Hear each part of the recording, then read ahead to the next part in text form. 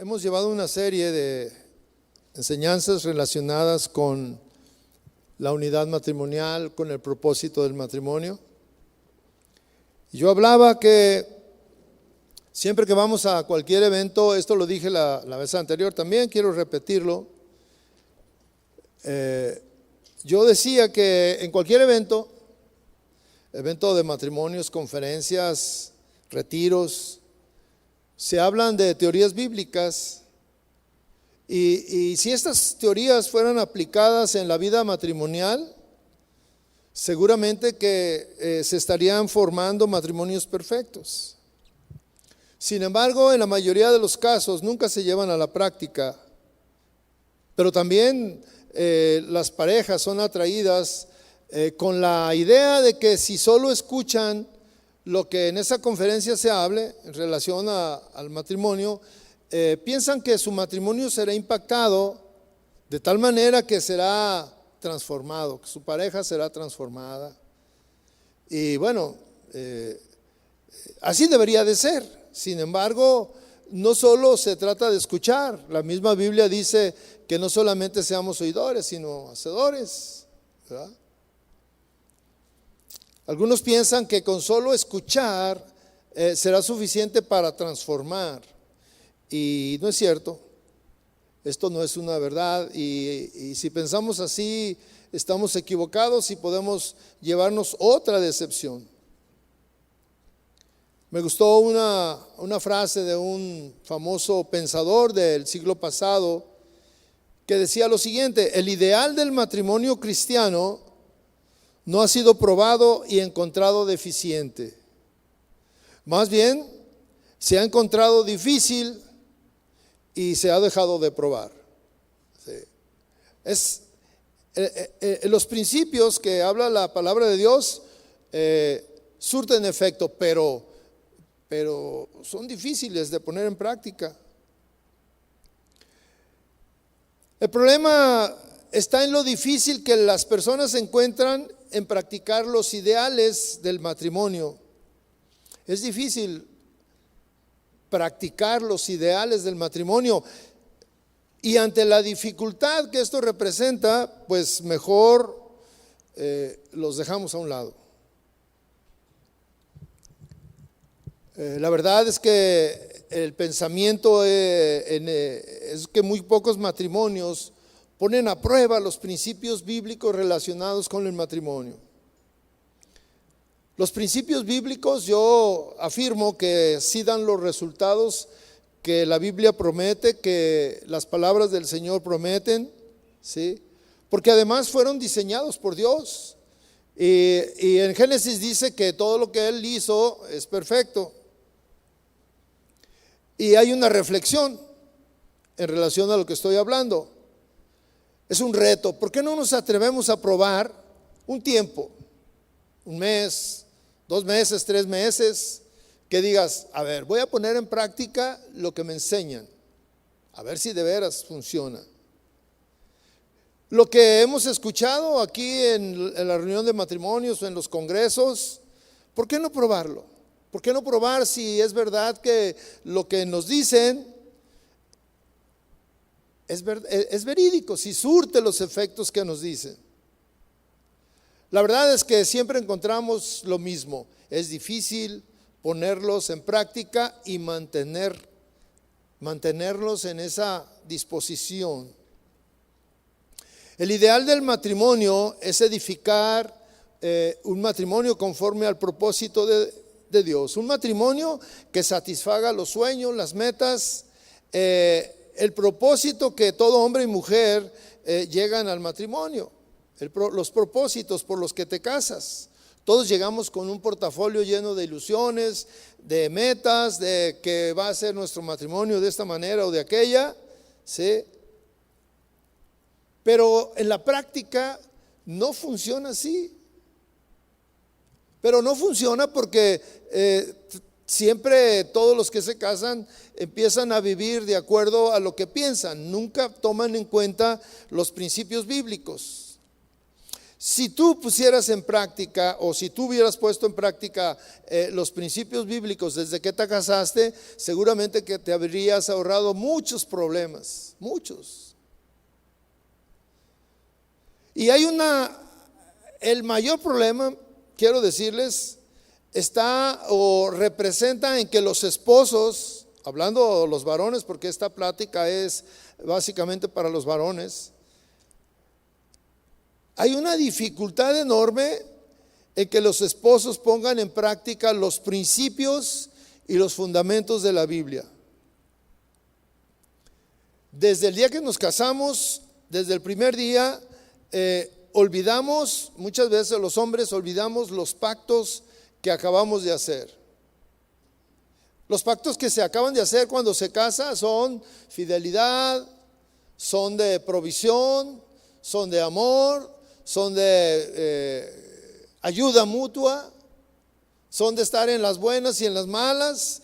Y la verdad es que no es así. Desde que nos casamos los hombres, empezamos a hacer nuestra vida como pensamos, como creemos, y le damos para adelante y bueno, eso es lo que sabemos y así somos. Y yo se los digo porque a mí me pasó. Yo no sé si a ustedes, pero a mí me pasó. Yo era muy libre, vamos a decirlo de esa manera, de hacer lo que yo quisiera, de ir y de venir y sin dar cuentas a nadie, porque pues yo no tuve un papá y en mi caso pues mi madre salía a trabajar y nos dejaba solos, entonces nosotros hacíamos lo que queríamos.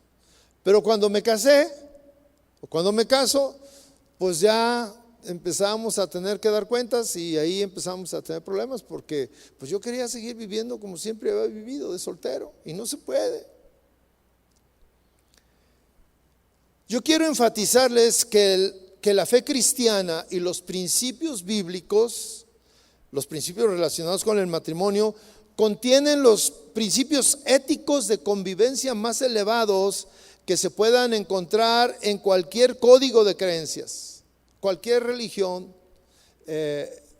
Ahí encontramos los códigos de convivencia más sublimes. En la Biblia podemos encontrar los principios más sublimes de amor entre dos personas. La Biblia nos habla de varios tipos de amor: amor ágape, amor eros, amor fileos, o sea, hay muchos. En la Biblia podemos encontrar los principios de convivencia y de armonía que van a dar estabilidad a la pareja. Ahí encuentran los principios para formar una familia, para formar hijos seguros, para manifestar el amor, un amor que proviene de Dios. Pero ¿qué es lo que pasa? Si tenemos todo eso a la mano, el problema es que el ser humano de manera natural rechaza e ignora los principios de Dios, los viola continuamente.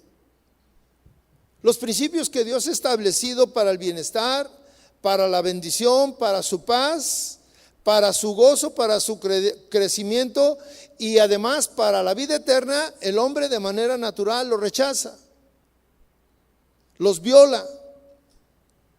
Dios ha dejado una serie de principios que al ponerlos en práctica logrará resultados sorprendentes, más allá de lo que tú te imaginas. Pero si es así, ¿por qué cuesta tanto trabajo ponerlos en práctica? La verdad es que porque estamos alejados de Dios y porque estamos acostumbrados, la cultura, las costumbres donde vivimos nos jala a vivir de esa manera, a vivir de acuerdo a nuestra voluntad, a vivir de acuerdo a nuestras emociones, a hacer las cosas como yo creo, como yo pienso, en el momento que yo quiero, sin que nadie interfiera con mis propósitos, con mis planes, con mis proyectos. Pero dentro de todo eso queremos tener un matrimonio de acuerdo con el plan de Dios y disfrutar de todos los beneficios que vienen con el matrimonio. No entendemos que el disfrutar de los beneficios y las bendiciones están relacionados directamente con el llenar ciertos requisitos. Pero queremos beneficios sin cumplir los requisitos para lograrlo. Se nos olvida que la única manera de lograr los resultados que promete la Biblia es cumpliendo los requisitos que también exige la Biblia. El texto en el que vamos a desarrollar el tema de esta noche es controversial, es contracultural, especialmente en el momento en que se encuentra en la sociedad, en el momento en el que hay una lucha de sexos. Hay una lucha de poder en que el hombre está en una posición, la mujer está en otra y bueno, pareciera increíble que si decimos que nos amamos tanto, tengamos tantos problemas. El código de conducta para el varón en el matrimonio fue diseñado por Dios. Y este código de conducta, si tú varón lo aplicas en tu matrimonio, traerá beneficios, traerá bendiciones y tendrás una vida en armonía. Este código de conducta es contracultural. Toda la historia ha sido lo mismo y la razón es muy sencilla. Existe una contraposición entre la fe de los cristianos y las costumbres de este mundo. Hablando Jesucristo en Juan 15:19, dice así, le está hablando a sus discípulos, le está hablando a la gente que ya estaba con él. Dice, si ustedes fueran del mundo, el mundo amaría lo suyo, pero como no son del mundo, sino yo los escogí de entre el mundo, por eso el mundo los odia. Fíjese aquí, el Señor está hablando. Y bueno, tal vez nos debe de sorprender lo que dice, si ustedes fueran del mundo.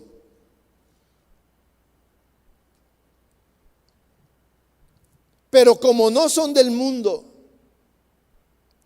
entonces, si no somos del mundo, ¿qué somos? Somos peregrinos, somos extranjeros, estamos de paso.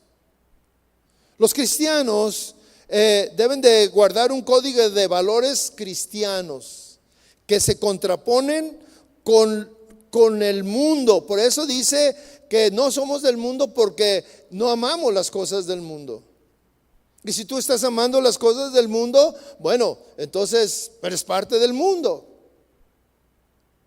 Y aquí es donde viene lo controversial. Decimos que somos cristianos y que amamos al Señor, pero queremos vivir como se vive en este mundo, con las costumbres, con lo que hace todo mundo. ¿Por qué el mundo odia a los cristianos? Porque cuando exhibimos nuestra fe, cuando exhibimos nuestro código de conducta de valores cristianos, estamos exhibiendo a los demás. Un matrimonio que tiene 30 años de casado, 40 años de casado, exhibe a los que tienen poco tiempo de casados y ya tienen 1 o 2 o 3 esposas. Y no, o sea, eso no checa con ellos.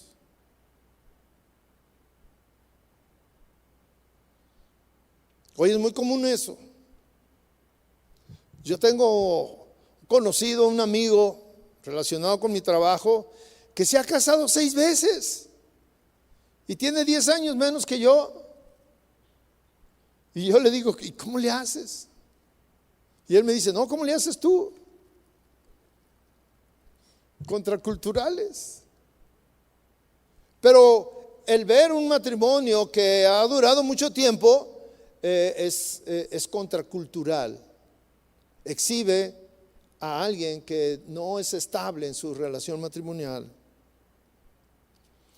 El mundo nos odia, nos rechaza, nos catalogan como mandilones, como esta clase de varones. Por eso me estoy refiriendo nada más a los varones, ¿va? Nos catalogan como agachones, que la mujer nos mangonea. Pero lo que pasa es que estamos tratando de vivir conforme a los valores cristianos. Y la manera de vivir conforme a los valores cristianos es contra como viven la gente que no tiene estos valores. Hoy el mundo se rige por valores y principios opuestos a los de Dios. Pero los resultados están a la vista. Ahí están los resultados de vivir con valores alejados de Dios.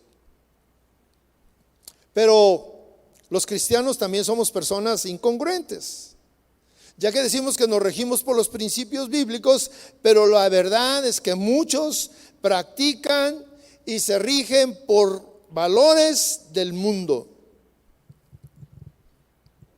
Existen dos apóstoles, hablábamos, que descubrieron la clave para formar un matrimonio exitoso.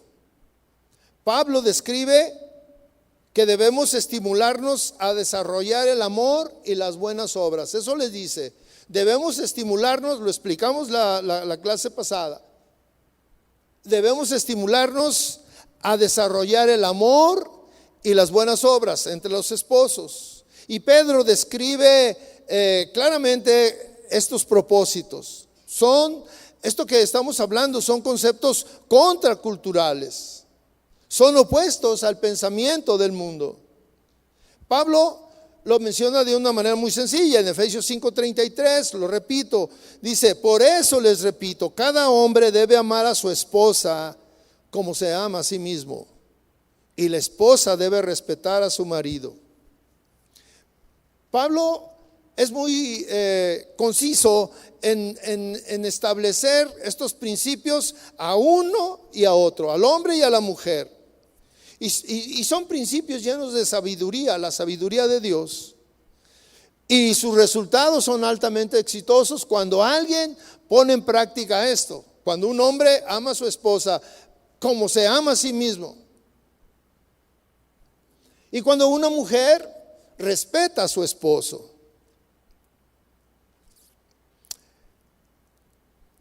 El apóstol Pedro, decíamos que abunda en estos mismos dos principios, y él lo dice de la siguiente manera. La vez anterior estuvimos hablando de los principios que aplicaban a la esposa, y hoy vamos a ver los principios que aplican a los esposos, principios bíblicos. El versículo 7 dice así, es el capítulo 3 del versículo 7. Dice: ustedes, maridos, igualmente convivan de manera comprensiva con sus mujeres, como con un vaso más frágil, puesto que es mujer, dándole honor por ser heredera como ustedes de la gracia de la vida, para que sus oraciones no sean estorbadas. En el contexto de la carta de Pedro, el contexto de toda la carta, Pedro viene explicando que los cristianos deben someterse a las autoridades. Dice que primeramente al rey, después a los gobernadores y después a toda institución humana. Habla de que los cristianos deben de amarse unos a otros. En general habla de que debe de haber un orden. Y este orden también debe de existir en los cristianos. Los cristianos deben de someterse al orden. En el matrimonio también hay un orden. Los que están casados deben someterse a este orden, tanto hombres como mujeres. El orden para las mujeres lo vimos en la clase anterior. Y hoy nos toca hablar al orden que están sujetos los hombres. En los dos casos, el apóstol Pedro explica que someterse a las autoridades no es un mandamiento del Señor. Es por causa del Señor, dice. Esa es la única razón por la que se deben de someter al orden. Pedro nos dice, él no explica si es justo o si no es justo. No dice tampoco que si es fácil o que si es difícil. Simplemente dice que debemos de meternos a ese orden, hombres y mujeres, a lo que le toca a cada uno. Entender el contenido del pasaje implica entender los componentes del evangelio. Y es precisamente el problema que tenemos los hombres. Hemos sido convertidos por el evangelio. Podemos dar definiciones de lo que es el evangelio. Podemos hablar teológicamente de lo que es el evangelio. Pero a la hora de vivir existe una desconexión. No entendemos la conexión que existe entre los componentes del evangelio. Los componentes del evangelio son los principios de Cristo. Y no existe una conexión entre esos componentes y el estilo de vida que nosotros llevamos. Le voy a decir uno de los componentes. Bueno, le voy a decir varios. Uno de los componentes del evangelio hablan de que Cristo se despojó de su posición de Dios y se hizo hombre. Cristo se despojó de su posición de Dios y se hizo hombre. ¿Cuál es el componente? Se desprendió. El hombre, ¿qué tiene que hacer? Desprenderse de su posición de el jefe, del que manda, del que da órdenes. Despojarse de ese pensamiento de que dice que aquí mi chicharrón truena y que lo que yo digo es la última palabra. Cristo dice que se despojó de su posición de Dios. Él sí tenía una posición, bueno, pues muy alta, superior, y se despojó para hacerse hombre y estar a la misma posición de los hombres. Usted, varón, también tiene que despojarse de ese pensamiento de que usted es la última coca del desierto, que usted es el único que tiene sabiduría, que el que va a dirigir, el que va a hacer todo el que va a dar las órdenes, tiene que despojarse de eso y ponerse al mismo nivel que su esposa. Eso no lo desmerita, al contrario. Otro componente es que también debemos de entender que los hombres debemos de experimentar un desprendimiento de nuestra individualidad a la hora que nos casamos. Te despojaste de esa individualidad y entraste a una relación de dos con el propósito de ser uno. En el matrimonio hay una humillación de parte de Cristo cuando el Creador se hace criatura.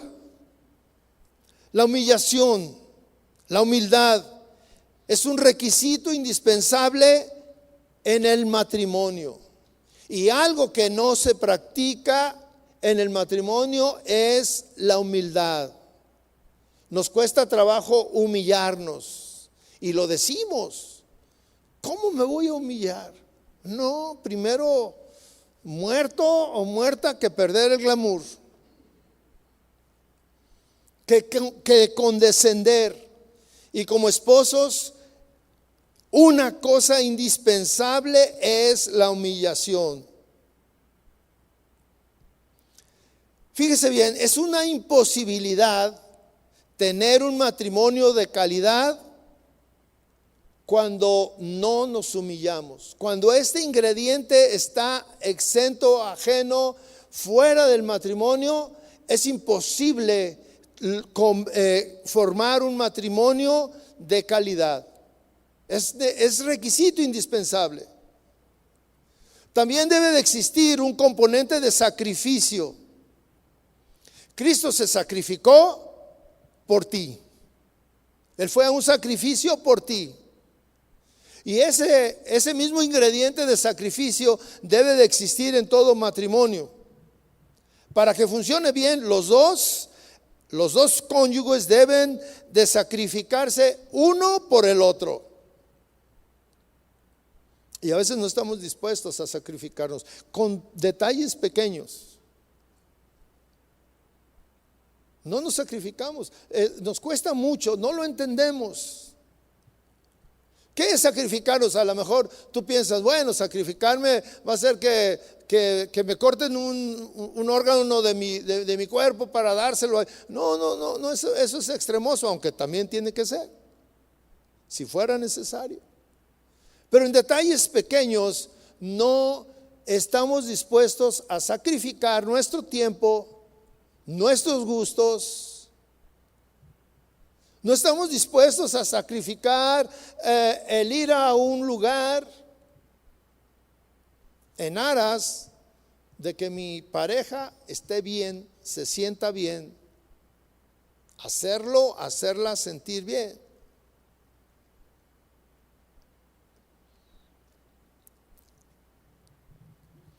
Y esto especialmente va dirigido al varón, porque el varón es la imagen que debe de imitar lo que hizo Cristo por su iglesia.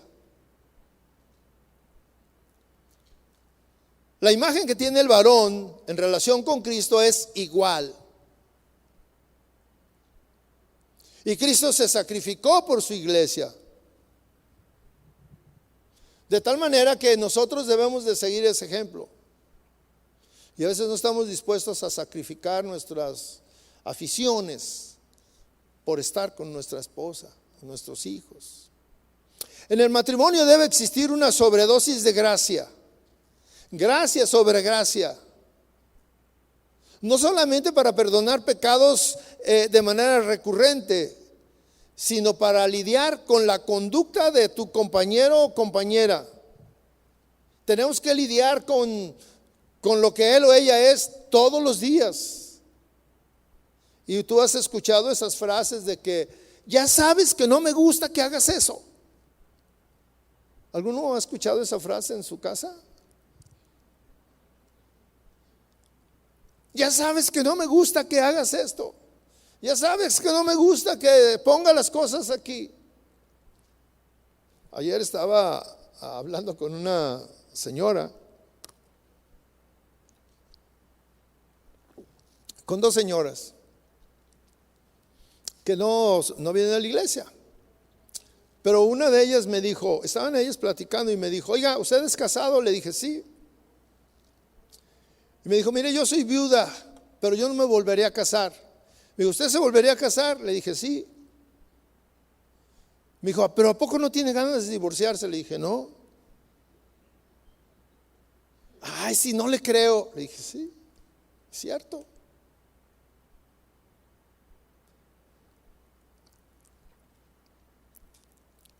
Y me dice una, es que, le estaba diciendo a la otra, es que ella no quiere ni casarse ni nada. Le digo, ¿por qué? Me dice, es que mire, yo soy divorciada y ya no me volvería a casar, porque a mí no me gusta que mi esposo, dice, ahorita es mi novio, ya sabe, esa es la cultural.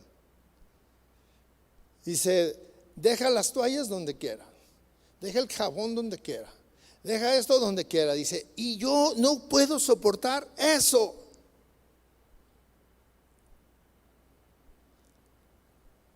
Una sobredosis de gracia, ¿verdad? Necesitamos para lidiar, ¿sí? Para lidiar con nuestra pareja, con su naturaleza, con su carácter. Pero hay una cosa importante, ambos somos imperfectos, ¿o no? Ambos somos imperfectos.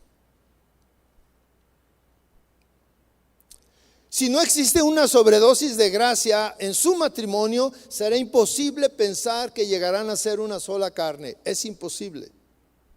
Necesitamos la gracia. Como podemos ver, mis hermanos, exhibir el evangelio en el matrimonio no es cosa fácil. Pero al mismo tiempo debemos entender, esto para los varones, debemos entender que el hombre ocupa en el matrimonio la misma función que Cristo con su iglesia. Cristo es la cabeza de la iglesia. El varón es la cabeza de su casa. Y esto no es fácil para los varones. Es una gran responsabilidad que tenemos los varones.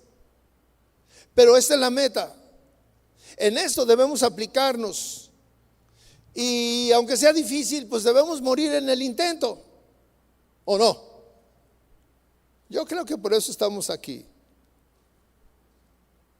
Vamos a leer las instrucciones que estábamos viendo. Vamos a ir desmenuzándolas una a una. Lo que dice el versículo 7, primera de Pedro 3, 7. Dice, ustedes maridos igualmente. Con eso es con lo que empieza. ¿Por qué usa estas palabras? Ustedes maridos igualmente. Porque antes le había dicho a las mujeres una serie de principios que lo mismo que aplica a la mujer viene y aplica a los hombres, pero de una manera distinta. Cada una de las instrucciones que vimos en la clase anterior, las mujeres lo vieron de una manera, pero eso mismo aplica a los hombres, pero es una manera diferente porque nosotros somos hombres. Nuestra naturaleza es diferente, pensamos diferente, aunque al final de cuentas el resultado debe ser el mismo punto, deben de converger en el mismo lugar, los hombres y las mujeres. La instrucción parece diferente, sin embargo, luce igual. Tiene el mismo estándar. Es tan difícil uno como el otro, pero es tan grato y tan bendecido uno como el otro. Entonces le dice a los hombres, convivan de manera comprensiva con sus mujeres, como con un vaso más frágil, puesto que es mujer. El apóstol Pablo hace la misma recomendación a los esposos en Colosenses 3:19. Dice, maridos amen a sus esposas, a sus mujeres, y no sean ásperos con ella. Pedro y Pablo hacen el mismo llamado a amar a sus mujeres, a no ser ásperos con ellas. Y aquí encontramos la contraposición de lo que habíamos hablado a las mujeres. Encontramos el mismo llamado a ser tiernos con ellas. Nuestra naturaleza es que somos ásperos. Decimos las cosas sin el mismo tacto que ellas. Nosotros somos ásperos por naturaleza. Y aquí los dos, Pedro y Pablo, nos dicen, convivan de una manera comprensiva con sus mujeres, como con un vaso frágil. Amen a sus mujeres, no sean ásperos con ellas, sean tiernos al final de cuentas. Pedro pide a los hombres que convivan de una manera comprensiva. La instrucción de vivir de una manera comprensiva tiene una connotación de intimidad. Y cuando hablamos o cuando viene a la mente la palabra intimidad, pensamos que se está refiriendo a la cuestión sexual. Sin embargo, esto es más allá. Cuando habla de que convivamos de una manera íntima con la esposa, habla de que debe de ser una convivencia donde hay comprensión. Y es una situación, es una intimidad que va más allá de la cuestión sexual. Es una intimidad de buscar en lo profundo, conocer en lo profundo de tu esposa esa convivencia. La idea es que esta convivencia íntima le dé al esposo conocimiento,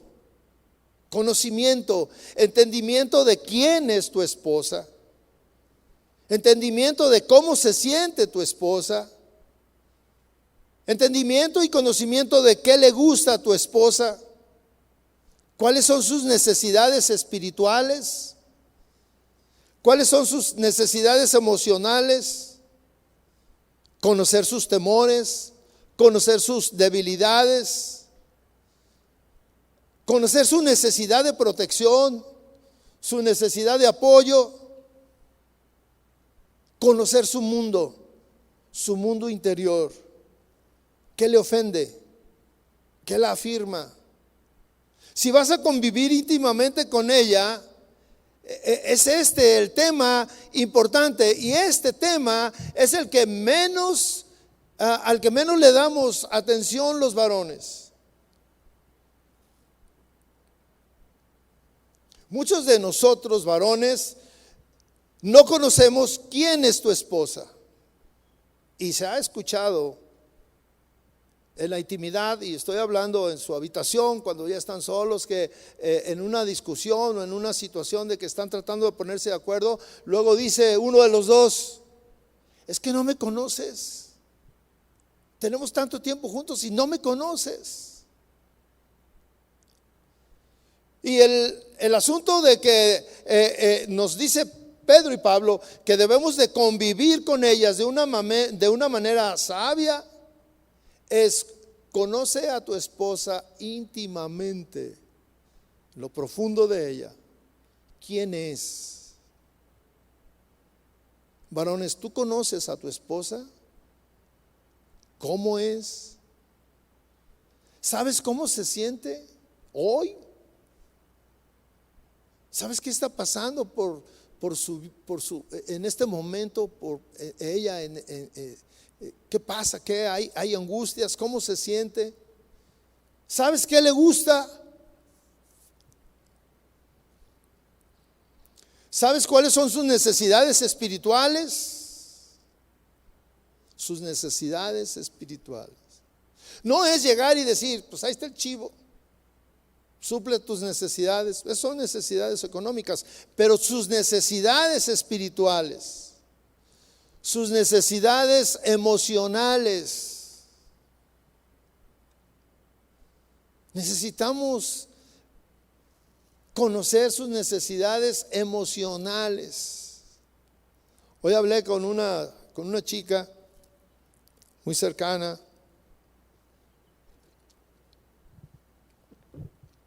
La conozco desde niña y me habló y me dijo: fíjate que me voy a separar de mi esposo. Yo dije: ¿cómo? ¿Por qué? Dice: es que somos como dos amigos viviendo juntos. Como dos amigos viviendo juntos. Le dije: ¿pero por qué? Dice: es que él tiene su mundo y yo tengo el mío. No hay una comunicación. Él no sabe mis necesidades. Yo necesito muchas veces un te quiero, un te amo, un te necesito, un abrazo, un beso, una nalgada. No con coraje. Necesito su toque. Dice: pero él a veces, mira, está viendo la televisión y me acerco para que me abrace y me dice: quítate, quítate, quítate. Respeta mi espacio. Yo quiero ver la televisión.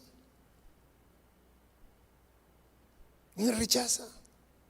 El asunto es: ¿conoces sus necesidades espirituales, emocionales? ¿Conoces sus temores? ¿Qué tiene miedo? ¿Qué le angustia? ¿Qué no quisiera vivir? ¿Conoces sus debilidades? Su necesidad de protección, de apoyo. En pocas palabras, ¿conoces su mundo interior? Lo que es ella.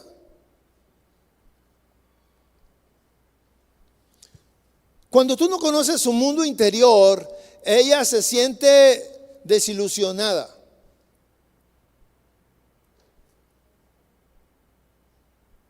No hay una motivación.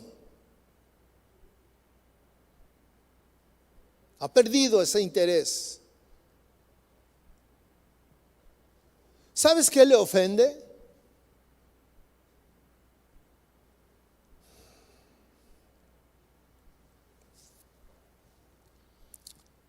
creemos que cuando hablamos de intimidad es solamente el sexo. Y aún en el sexo fallamos. Muchos no sabemos qué le gusta, qué le agrada, cómo hacerla sentir bien. No sabemos. Fallamos en muchas cosas.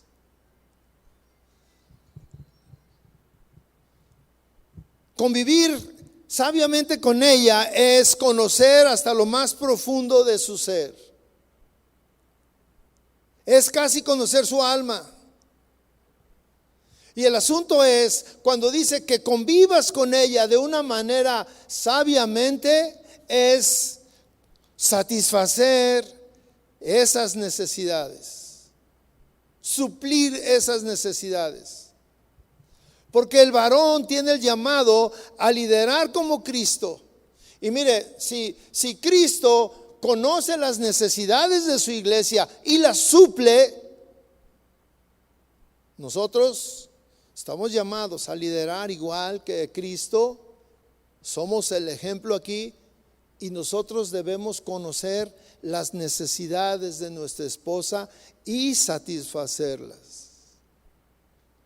Pero nosotros, la mayoría de los varones, nos centramos solamente en pensar que su única necesidad es que le llevemos el chivo y que no le falte nada. Y la verdad es que eso no es lo más mínimo que tú puedes hacer. Lo verdadero, lo importante es conocer a tu esposa, conocerla íntimamente. De la misma manera que Cristo conoce íntimamente a su iglesia, se preocupa por ella, por sus necesidades, nosotros varones tenemos la misma obligación. Pero para llegar a conocer a tu esposa de esta manera, se requiere invertir tiempo en ella. Estos son teorías. Y si tú pones en práctica esto, no vas a fallar, varón. Pero si es una teoría, ciertamente que no vas a tener éxito, vas a seguir igual. Se requiere, para conocer a tu esposa de esta manera, tener intimidad con ella, conocer sus necesidades y todo lo que he hablado, se requiere dedicar tiempo con ella. Se requiere hablar con ella de muchas cosas distintas de manera abierta. Se va a requerir que la escuches. Pero no solamente sus palabras, sino la intención de sus palabras. Escuchar su mundo interior. No interrumpirla, dejarla que hable. Porque a veces ella te empieza a decir y tú, ay, no, es que, y empiezas a darle tus definiciones. No, si quieres conocerla íntimamente, déjala que hable. Que te diga lo que hay dentro de ella. Escucha su mundo interior. Su mundo interior es fascinante. Su mundo interior es espectacular. Tú te puedes llevar una sorpresa de lo que hay en su mundo interior.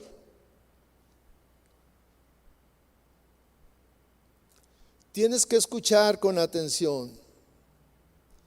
Tienes que apagar la televisión. Tienes que salir a caminar solo. Tienes que tener un plan. Eso es convivir con ellas de manera comprensible. Y esto va a requerir que cuando tú conoces todo ese mundo interior y tú quieres convivir con ella de manera comprensiva, la vas a comprender. Esto requiere entonces poner sus necesidades por encima de las tuyas. Primero ella. Sacrificio. Primero ella.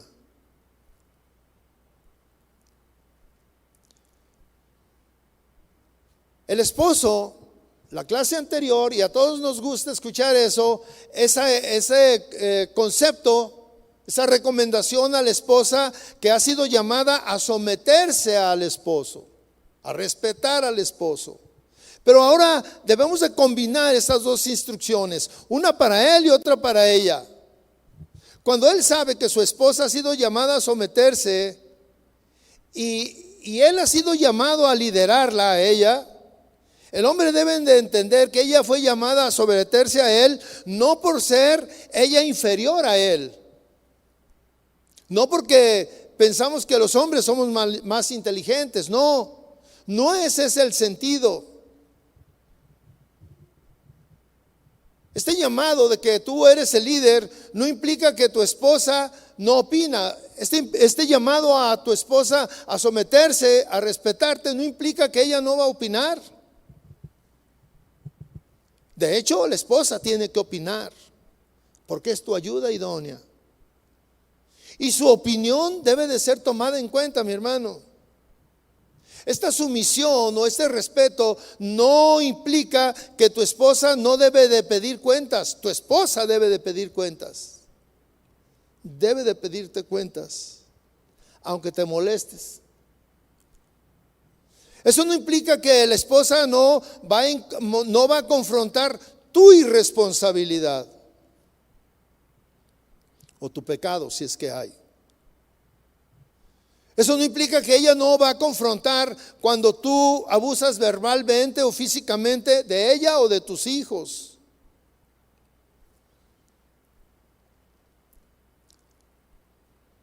Y esto es para ustedes, señora. Lo que implica es que cuando usted lo hace, lo debe de hacer como Cristo lo hizo, o como lo hizo Cristo, de una manera piadosa, no con gritos, no de una manera ofensiva. La esposa tiene el derecho y la libertad de hacerlo. Pedro le pide a los esposos que deben de tener una actitud de comprensión. Comprender, ¿qué? ¿Qué va a comprender? Que debe de reconocer que la esposa es un vaso frágil, puesto que es mujer. Seguramente que aquí Pedro se refiere a la diferencia física. Sin embargo, si el hombre ha sido llamado a ser la cabeza, él necesita una fortaleza emocional, una fortaleza física por encima de su esposa, para poder liderar a su familia, a su esposa.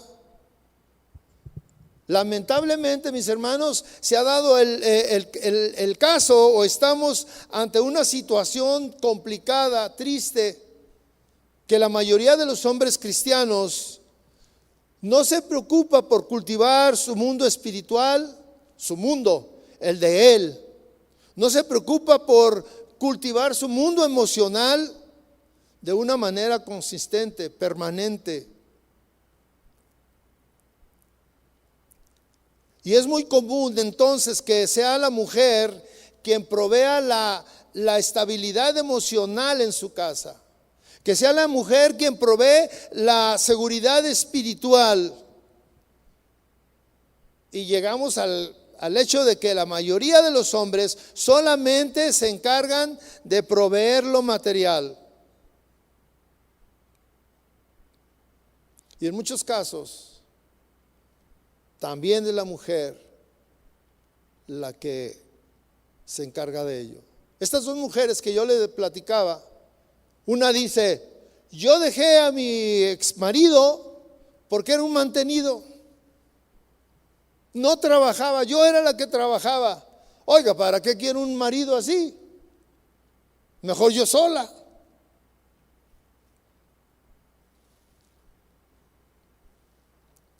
Si Dios hizo cabeza al hombre, si Dios te hizo pastor de tu hogar, lo lógico es que estés desarrollando un mundo emocional fuerte, firme, estable. Un mundo espiritual como Cristo. Cristo es el sostén de la iglesia en todas las áreas. Cristo es la roca de la iglesia. De la misma manera, El varón debe de ser la roca, el sostén de su familia, de su esposa, de sus hijos, porque el varón es el ejemplo que deben de seguir sus hijos. La fragilidad de los esposos ha llevado a las esposas a alejarse emocionalmente, espiritualmente de sus esposos. Muchas ven la inconsistencia de ellos y no lo respetan. No lo respetan como su cabeza. Ahí surge la necesidad de que las esposas piden que el esposo desarrolle cualidades que las hagan sentir seguras, que las hagan sentir amadas. Cristo es quien da la seguridad a la iglesia. Cristo es la que da la seguridad a la iglesia. No es la iglesia la que le da la seguridad a Cristo. El varón es el que debe de dar la seguridad a su esposa. No la esposa es la que debe de dar la seguridad al esposo.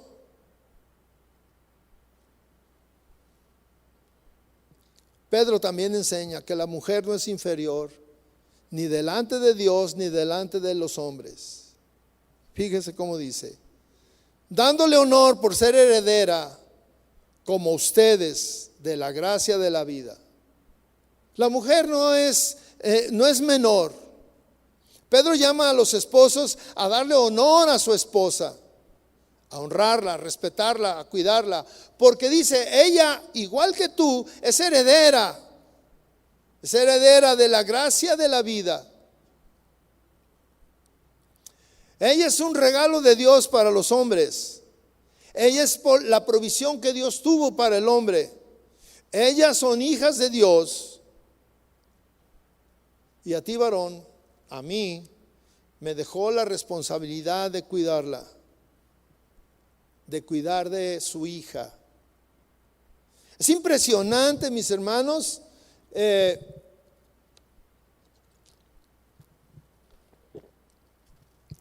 cuando nos casamos. Bueno, en mi caso no fue así, porque no se usaba, no sabíamos. Pero hace poco, el pastor Chuy se casó su hija. Y cuando entregó a su hija, no recuerdo exactamente las palabras textuales, pero le dijo a su ahora yerno: te entrego un tesoro, mi tesoro, nuestro tesoro. Todas las señoras jovencitas cuando se casaron eran el tesoro de su papá, de su mamá, de su casa. Y aunque fueran 10 o 15 mujeres, todas eran un tesoro para los padres. Y se le entregaban. Cuídala como yo la cuidé. Ámala como yo la amaba. Protégela como yo la protegía. Los padres dan su vida por sus hijos. Y en este caso le están entregando, no es un mueble el que se está entregando, es una hija. Varones, el Señor nos dio una hija de Él para que nosotros la cuidáramos. Pero no es cuidarla así como que, bueno, ya tienes tu casa y ahí te quedas, no puedes salir. No, es cuidarla en lo que yo estoy hablando, emocionalmente, espiritualmente, en lo íntimo, en hacerla sentir mujer, porque es coheredera junto con nosotros. Esto implica que tenemos una gran responsabilidad, varones, cuidar a una hija de Dios.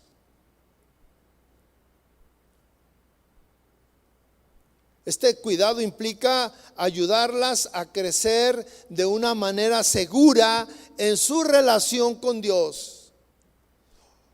Ayudarlas a crecer de una manera segura en la relación contigo. Pedro habla de convivir. convivir. Es vivir acompañados. Es vivir de una manera íntima en todas las áreas de la vida, en todas las áreas del hombre y de la mujer. Convivir de manera comprensiva habla de conocimiento de tu esposa. El Señor te dice y te recuerda que ella es un vaso frágil, que requiere un trato tierno, que debemos de tratarla con honor, que ella debe de estar junto con nosotros en todo tiempo, porque son herederas junto con nosotros. Y aquí habla de un trato tierno. Y dice, no seas áspero con ella. Es un reto. No ser áspero con ella, tratarla de una manera tierna. Es que usted, pastor, no la conoce. Ni quiero conocerla.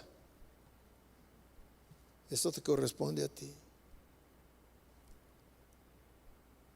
Y los principios bíblicos hasta el día de hoy no han demostrado que fallen. Esto que yo le estoy hablando, si usted lo pone en práctica, seguro que tendrá una mujer, bueno. ¿A cuántas mujeres les gustaría que esto fuera una realidad en su matrimonio? ¿A ninguna? Bueno, las que se quedaron calladas, ya sabe, varón, sígala tratando igual.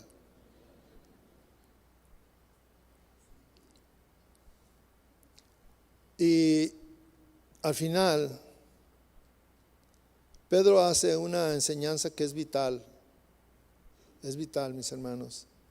Dice, cumple con todo esto, todo lo que le estamos hablando. Dice, para que sus oraciones no sean estorbadas. Pedro enseña a los esposos que el trato con tu esposa es vital. Pedro dice que es importante que tú cuides de tu esposa, que seas el líder de tu esposa, que consideres a tu esposa como un vaso frágil, que la trates con honor, porque si tú no haces esto, Dios cerrará sus oídos a tus oraciones. Para Dios, fíjate bien, para Dios no es una opción que lo hagas o que no lo hagas. Para Dios es sumamente importante que cumplas con tu responsabilidad de esposo. Dios te ha dado ese papel y estás obligado a cumplirlo. Si tú no estás cumpliendo, tú tienes un problema con Dios. Tú tienes un problema con tus oraciones. Tenemos que quitar esa actitud machista que está en nuestra cultura, que nos impide cambiar, que nos impide ser diferentes. Debemos de quitar esa actitud de menosprecio. Debemos de quitar esa actitud de agresividad, de falta de amor. Debemos de quitar de nuestra vida esa actitud de falta de perdón. Debemos de quitar tu violencia física o verbal o incluso una actitud de violencia visual. ¿Cómo es esto? ¿Usted ha visto de que con tus ojos agredes a tu esposa? Que voltea y te dice, ay, ¿por qué me ves así? Me ves muy feo.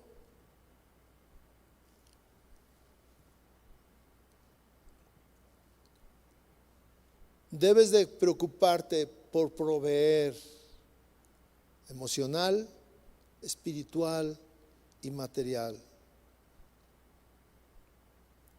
Tu incumplimiento en cualquiera de estas áreas con tu esposa es una cosa de mucho peso delante de Dios.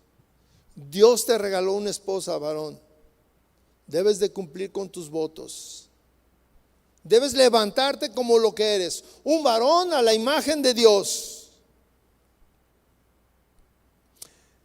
Quiero incluir un problema recurrente en muchos varones. el fin de semana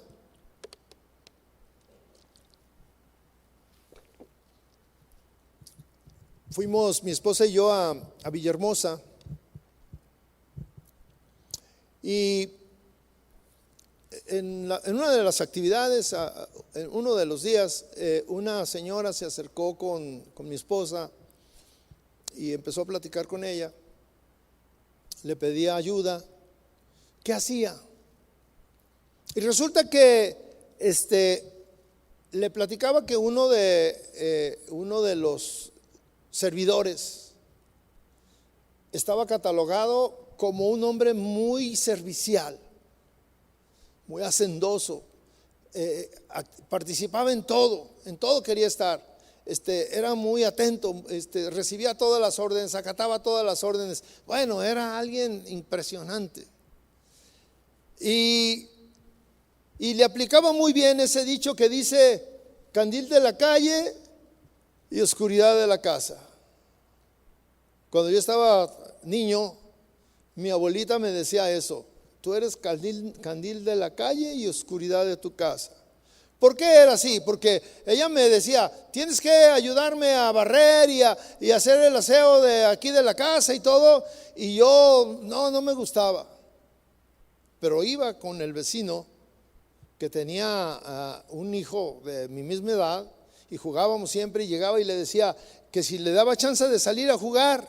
Y ella decía: no, es que primero tiene que hacer el aseo aquí. A cada uno de los hijos les tenía asignadas unas cosas. Y yo le decía: yo le ayudo. Y me decía: sí. Y pues yo me ponía y le ayudaba a barrer, a trapear, a lo que fuera, a tender las camas y todo, para salirnos a jugar.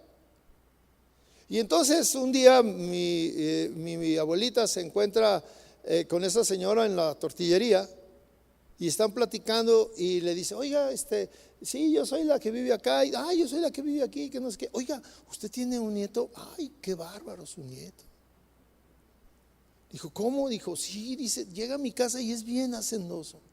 El muchacho es bien hecho, bien hechecito. Sabe trapear muy bien, sabe todo lo que le pongo. No, mire, rapidito. Yo digo: ay, qué afortunada es tu mamá. Y luego me dice mi abuelita, dice: no, tú eres candil de la calle y oscuridad de tu casa. Y este es un asunto que aplica a muchos varones. Somos candiles de la calle. La calle, somos buenos para ayudar, para lo que nos pongan. En la iglesia no se diga. Vienen hombres y luego nos dicen: oiga, pues yo quiero servir. ¿En dónde? En donde sea, en lo que me pongan, yo lo hago. Yo ayudo. Pero en casa no levantan un plato, no levantan un calcetín.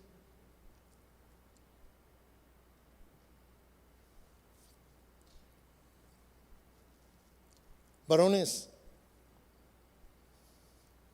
tenemos que cambiar nuestra mentalidad. Ese es el problema. Estamos hechos a la cultura de nuestra ciudad, de lo que vemos. Hay un asunto cultural en nuestra mente, hay un asunto familiar en nuestra mente. Nosotros reaccionamos así. Queremos que las costumbres de nuestra familia, del mundo, se apliquen en nuestro matrimonio, y ahí hay un problema, porque son dos mundos diferentes, completamente diferentes. Cuando yo me casé, mi mamá, cuando yo era soltero, mi mamá siempre me ponía la ropa que yo me iba a poner, me la ponía.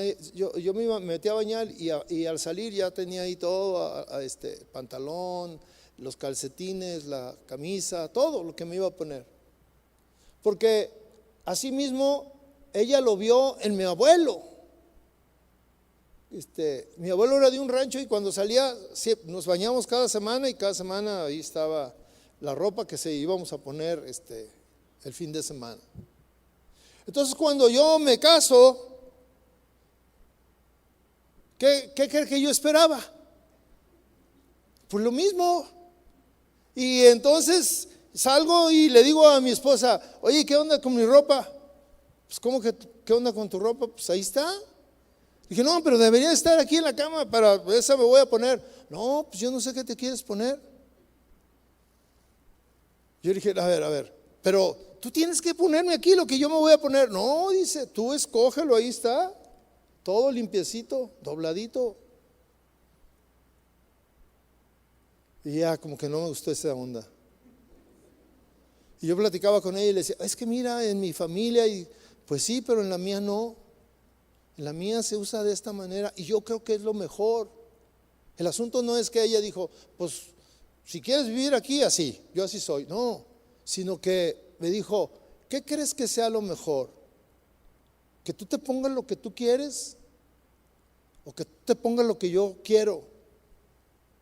Y decía, bueno, pues es que no, es que no se trata de cómo estabas acostumbrado, se trata de qué es lo mejor. Duró como 3 meses en convencerme, pero después entendí que así es. Tenemos que cambiar. El problema de poner en práctica esto que yo estaba hablando es un ideal en la vida de los matrimonios, pero es lo que todos necesitamos. Hoy en esta noche estamos hablando a los varones, lo que necesitas hacer para satisfacer a tu esposa, para agradarla, para lograr esa convivencia que habla Pedro y Pablo y les dice, hagan esto y bueno, tendrán en su casa una esposa que los va a amar, pero tremendamente. No le va a costar ningún trabajo someterse, respetarte, no le va a costar trabajo. Y qué bueno que se quedaron aquí las mujeres para si estoy diciendo algo que no es cierto, levanten la mano y díganme, no pastor, no es así, está en un error.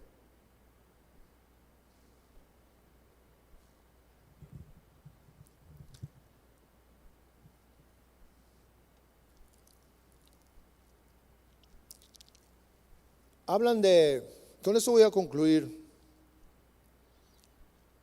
Hablan en Estados Unidos hay un instituto bíblico muy famoso, muy grande, que tiene un alcance mundial. Y el director de ese instituto, un hombre, había sido director en ese instituto por 22 años. Pero un día renunció a su puesto, un puesto muy importante, y renunció para cuidar a su esposa. Ellos se conocieron cuando eran jóvenes. Y bueno, en la juventud, ¿quién es feo? Ella era una chica encantadora, inteligente, agradable. Ella amaba a las personas, pero especialmente amaba a Dios. Un día les dieron la noticia de que ella tenía Alzheimer. Ellos trataron de arreglárselas. Él siguió cumpliendo con sus responsabilidades de director. Era director de un instituto muy importante. Con el paso de los meses, esta señora fue empeorando, la enfermedad siguió avanzando. Y ella se angustiaba cada que su esposo se iba. Se angustiaba. Y ella sabía dónde él trabajaba. Y a veces iba a donde él trabajaba y solamente para calmar su angustia y saber que él estaba ahí, con solo mirarlo, ella se sentía que calmaba esa angustia y se regresaba a su casa, pero estaba en su casa y volvía a ir, ya no le permitían manejar y caminaba. Un día el esposo llegó a su casa y ella se sentía mal y empezó él a frotarle sus pies y se dio cuenta que estaban muy hinchados. Y él descubrió que estaban dañados de tanto caminar. Y caminaba porque ella iba a donde él estaba, porque calmar esa angustia. Él se emocionó al darse cuenta de cómo ella lo necesitaba a él. Y él se dijo que le gustaría amar a Dios, a él le gustaría amar a Dios hasta el punto de estar desesperado por estar cerca de Dios, como ella estaba desesperada por estar cerca de él. Cuando a ella le faltó el habla, una de sus últimas palabras que dijo fue a su esposo y le dijo: te amo. Después de esto, el hombre entendió que su esposa lo necesitaba. Y el hombre hizo algo que muy pocos hombres harían. Él sabía que la escuela lo necesitaba al 100%, pero también sabía que su esposa lo necesitaba al 100%. Y él decidió renunciar a su puesto de director y dedicarse a su esposa, a cuidarla todo el tiempo, de tiempo completo. Esto es sumamente raro, porque los hombres siempre anteponemos el trabajo a las obligaciones de la familia, espirituales. Para el hombre lo más importante son sus logros laborales, económicos, que cualquier cosa. Escuche estas estadísticas que deberían de darnos vergüenza. Cuando un hombre sufre una enfermedad grave, 2 de cada 10 mujeres permanecen al lado de su esposo y lo cuidan. Pero cuando una mujer enferma de gravedad, 2 de cada 10 hombres permanecen. 8 se van, la abandonan. Esta estadística debería de darnos vergüenza. Yo conocí a un hombre que era joven, tenía a su esposa joven y ella tuvo un problema que creo que se llama esclerosis múltiple, que imposibilita a las mujeres. Y él abandonó, se fue a vivir a Colombia y la abandonó. Yo no sabía y un día me habló y me dijo: oye, fíjate que me está yendo muy mal. Las cosas han salido mal, estoy aquí en Colombia y no encuentro trabajo. Y bueno, me platicó todo el drama y me dijo: y te hablo a ver si me puedes ayudar. Y yo le dije: ¿te fuiste tú solo? ¿Te fuiste con tu esposa? Me dijo: no, me vine yo solo. ¿No sabes que mi esposa tuvo este problema y llegó un momento en que yo la abandoné? Y yo le dije: ¿y me estás pidiendo que yo te ayude cuando tú abandonaste a tu esposa?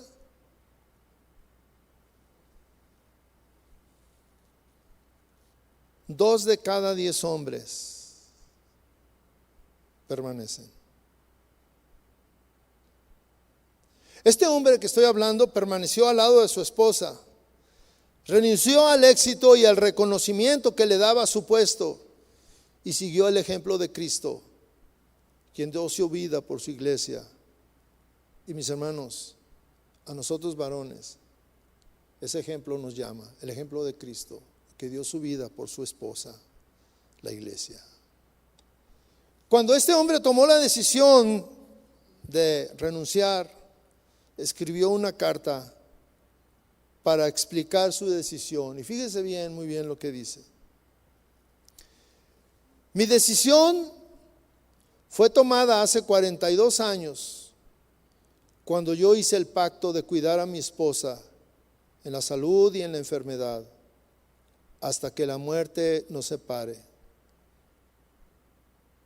Como hombre de palabra, haré honor a ese pacto que yo hice hace 42 años. Mi decisión no fue tomada en este momento y por esta circunstancia.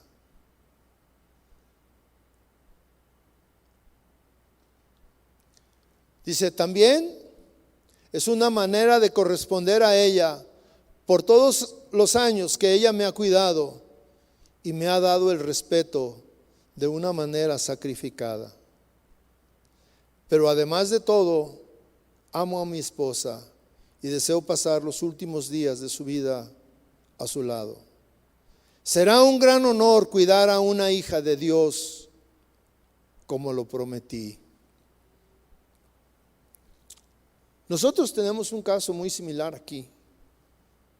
Manolo ya se fue, aquí estaba, pero su esposa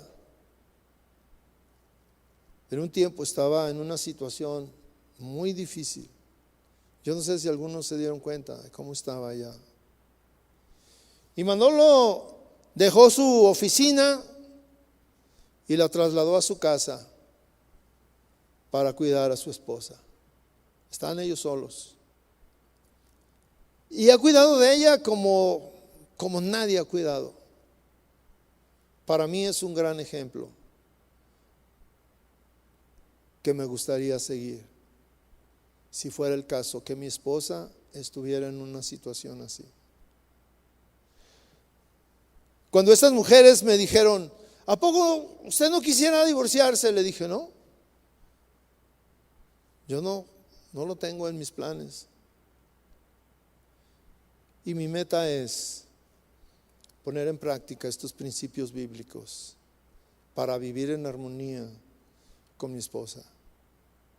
Y yo te animo, varón, a que dejes los pensamientos de este mundo, las costumbres de este mundo, el machismo que impera en nuestra manera de ser. Que haya una humillación en tu vida, que haya un sacrificio en tu vida, que consideres el gran honor que Dios nos dio de ser la cabeza de nuestra casa. La gran responsabilidad que tenemos de conocer a nuestra esposa. Seguramente que tú tienes una mujer hermosa que no conoces. Cierra tus ojos. Cierra tus ojos.